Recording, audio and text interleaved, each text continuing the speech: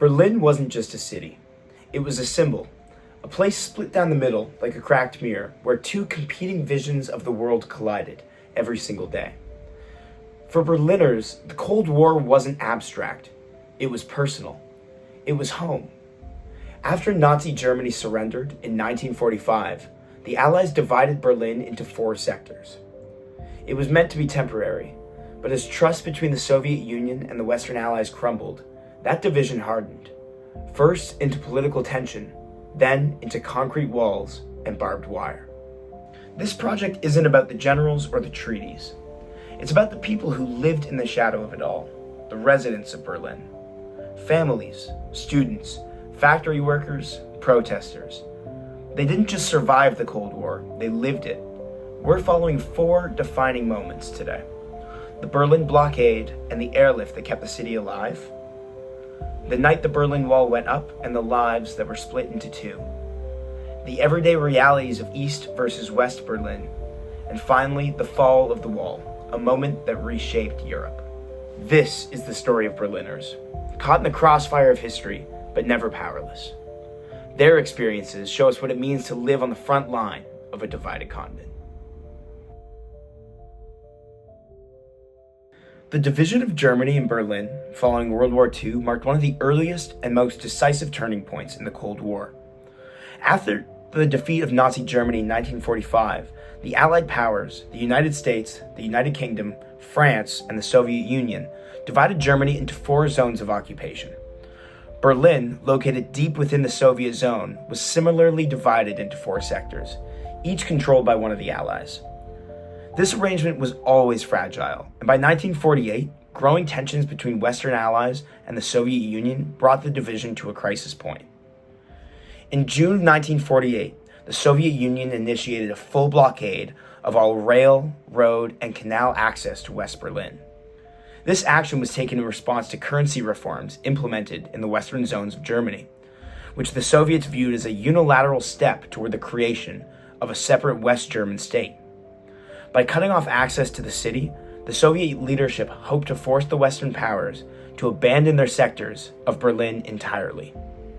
In response, the United States and the United Kingdom launched the Berlin Airlift, an unprecedented logistical operation to supply West Berlin entirely by air. Over the next 11 months, Western aircraft delivered more than 2 million tons of food, coal, and other essential goods to sustain the city's population. At its height, planes were landing in West Berlin every 90 seconds. This operation demonstrated Western resolve and technological capacity, while also marking a powerful statement about the ideological and humanitarian divide between East and West. A declassified report from the Central Intelligence Agency in September of 1948 outlined the Soviet objectives and projected consequences of the blockade. According to the report, the Kremlin aimed to undermine the Western position in Berlin, further integrate Eastern Germany into the Soviet bloc, and obstruct Western European stabilization. The CIA also predicted that the USSR might form a separate East German state, intensifying propaganda efforts to exert and pressure the West German economy. That prediction proved accurate. While the blockade ultimately failed to drive the Allies out of Berlin, it solidified the division of Germany. In May of 1949, the blockade was lifted, but the damage to East-West relations was permanent. The Federal Republic of Germany, West Germany, was formally established in May of 1948, and the German Democratic Republic, East Germany, followed in October of 1949. Berlin remained divided, with the western sectors effectively forming an island of capitalism within Soviet-controlled East Germany. The blockade and subsequent airlift also had broader strategic implications. It accelerated the formation of NATO and marked a decisive moment in the shift from wartime alliance to Cold War confrontation. As NATO later reflected in a declassified retrospective, quote, "The Berlin blockade became a test of Western cohesion and capability. The successful airlift reinforced the determination of the Western powers to remain in Berlin and defend their position." Together, The events of 1948 and 1949 reveal the political significance of Berlin in Cold War geopolitics. The city was not just a strategic location, but a symbolic battleground over the future of Europe, marking emergence of a divided continent and a new global order defined by ideological confrontation. The Berlin Wall, built in August of 1961, was one of the most visible and humanly devastating consequences of the Cold War. Though its construction took only days, the pressures had been building for years. From 1949 to 1961, about 2.7 million East Germans fled to the West.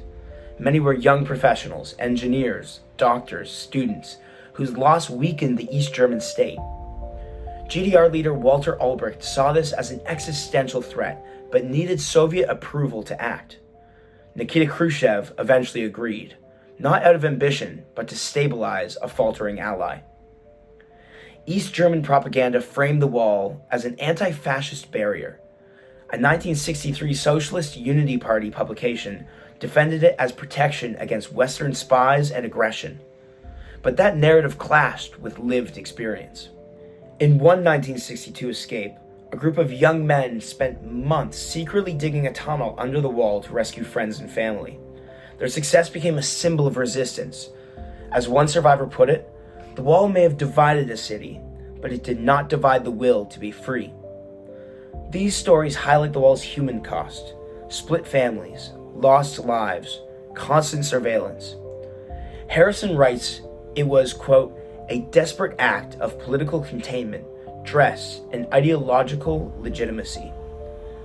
For many, it symbolized not citizenship, but captivity. From 1961 to 1989, the Berlin Wall split lives as much as ideologies. East Berlin was defined by surveillance and conformity, while West Berlin by consumer culture and liberal rights. In the East, repression was routine. The Stasi surveillance network involved an estimated 1 in 63 citizens. Informants monitored workplaces, schools, and even families. Ideology was embedded in education and media. The GDR presented itself as the true anti-fascist Germany, contrasting the West as a haven for capitalists and former Nazis. While the state offered employment and housing, freedoms were severely restricted. The psychological cost of enforced loyalty was high. Historical censorship erased even socialist icons like Rosa Luxemburg for being anti-Leninist. West Berlin promoted freedom and prosperity. Civil liberties, pluralism, and consumerism defined daily life. Frau Kochman explains how West German advertising linked goods to personal freedom. Color TVs, fashion, and cars became symbols of capitalist identity. But this affluence bred critique. Youth protests in the 1960s and 70s against the Vietnam War and lingering Nazi influence called for deeper democracy and justice. Even in the free West, dissent shaped identity. The wall fractured identity as much as territory. Families were divided. An us versus them mentality lingered. And after 1889, reunification was not entirely liberating for the East. Pels describes it as a kind of Western colonization, where DDR voices and systems were swept aside. Many East Germans were left disoriented in the unified state. As 1989 progressed, East Berliners were no longer silent.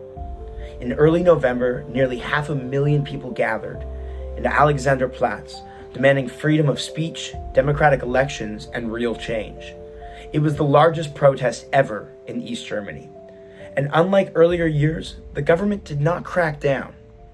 The crowd was a cross-section of society: actors, pastors, students, factory workers.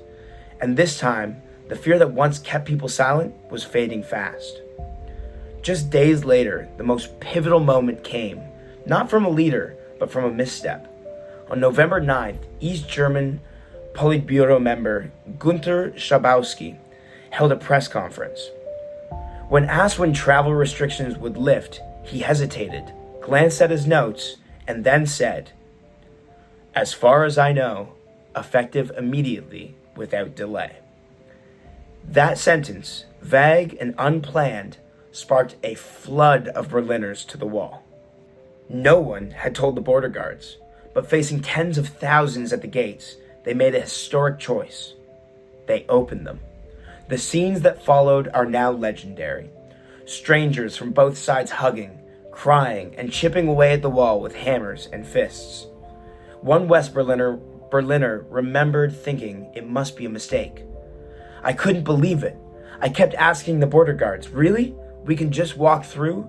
he said in an interview shortly after the wall fell.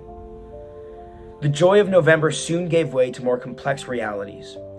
According to Zero Hour, some East Berliners felt overwhelmed by the flood of Western advertising and media, while others were disoriented by the speed of change.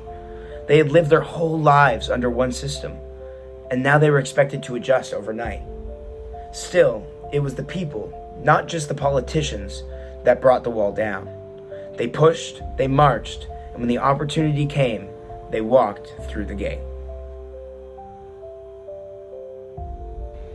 Berlin's division was more than barbed wire and political maneuvers. It was about how ordinary people lived through one of the defining ideological battles of the 20th century. From the Berlin blockade to the wall's collapse, Berliners lived in the front line of the Cold War. Families were torn apart, soldiers patrolled invisible borders, and children grew up under the weight of propaganda and fear. East and West Berlin offered competing visions of life, one marked by surveillance and censorship, the other by consumerism and civil liberties. These weren't just political differences, they shaped everyday life. And through it all, Berliners resisted, adapted, and persevered. Whether digging tunnels under the wall or marching in protests at Alexanderplatz, they challenged the systems imposed upon them. When the wall fell in 1989, it wasn't just the collapse of communism. It was the result of decades of grassroots pressure, disillusionment, and courage. Berlin's Cold War experience reshaped Europe. It became a symbol not only of division, but also of the power of reunification and democratic renewal. It reminds us that history isn't just made by leaders. It's made by people. And in Berlin, people made history every day.